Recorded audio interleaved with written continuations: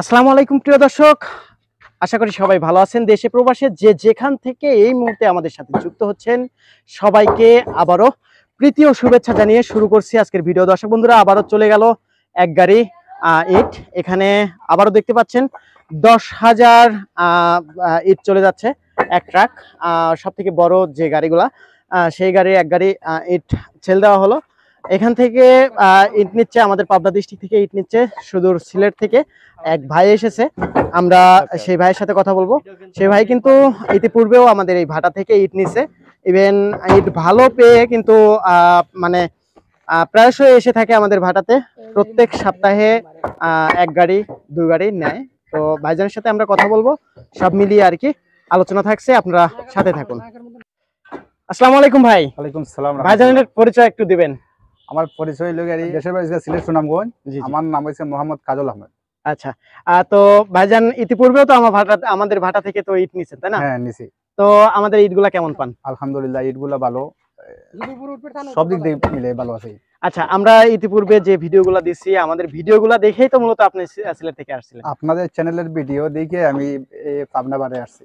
আচ্ছা, পাবনা থেকে সিলেট তো মাঝখানে দূরত্বটা অনেক বেশি, অনেক অনেক বেশি, অনেক বেশি। এটা বলার বাইরে, প্রায় 10-11 ঘন্টার আনুমানিক রাস্তা। তারপরেও আপনি অত দূর থেকে ইট নিতে আসছেন? বাধ্যমূলক আসছি, এটা তো আমার ব্যবসার ক্ষেত্রে আসতে হয়। আচ্ছা আচ্ছা, আপনি তো মূলত ইটগুলা নিয়ে আবার ছেল দিবেন, তাই না?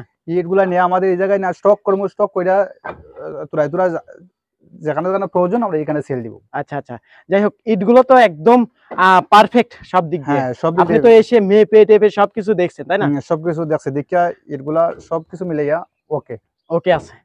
আচ্ছা, এখন সব মিলিয়ে যে রেটটি আমরা বলছিলাম ভিডিওর মাধ্যমে, সেই রেটই পাইছেন তো? আলহামদুলিল্লাহ, সেই রেটে পাইছি। আচ্ছা, রেট তো আবার বাড়ায় নাই? না, রেট বাড়াই নাই। আচ্ছা, যেভাবে ভিডিও দেখছি সেভাবেই পাইছি। আমাদের ভাটা মালিকের আচার আচরণ কেমন পাইছেন? আলহামদুলিল্লাহ, অনেক অনেক ভালো। এটা বললে আপনি তো আসছেন গতকালকে, তাই না? আমি গতকালকে আসছি। আচ্ছা, এর আগেও আসছেন। নেক্সট টাইম তো আর আপনি আর হয়তো আসবেন না, তাই না? নেক্সট টাইম আমার এখন আর আশা লাগবে না, যেহেতু বাটার মালিকের সাথে আমার একটা চুক্তি হয়েছে। হ্যাঁ, সেটাই, মানে আমার ব্যবসা আছে, ততদিন আমারে মাল দিবে, আমি পেমেন্ট ব্যাংকের মাধ্যমে লেনদেন হবে। আচ্ছা আচ্ছা, মানে আপনি ওখান থেকে পেমেন্ট করে দিবেন, আপনার ইট পৌঁছে দিবে? হ্যাঁ, ইট পৌঁছে দিবে। আচ্ছা আচ্ছা, যাই হোক, আপনাদের সাথে আর কি একটা মিট করা হয়ে গেছে। হ্যাঁ, একটা মিট হয়ে গেছে মোটামুটি। যাই হোক, ভালো হয়েছে। তো সব মিলিয়ে ভাইজান, আমাদের দর্শকদের উদ্দেশ্যে কিছু বলেন, যে আপনি যেহেতু একজন দর্শক ছিলেন, প্রথমত অবস্থায় আমাদের দর্শকই ছিলেন, এদের ভিডিও দেখেই কিন্তু আসছেন আপনি, তাই না? জি জি। সেক্ষেত্রে এখনো দর্শক আছেন, তাই না?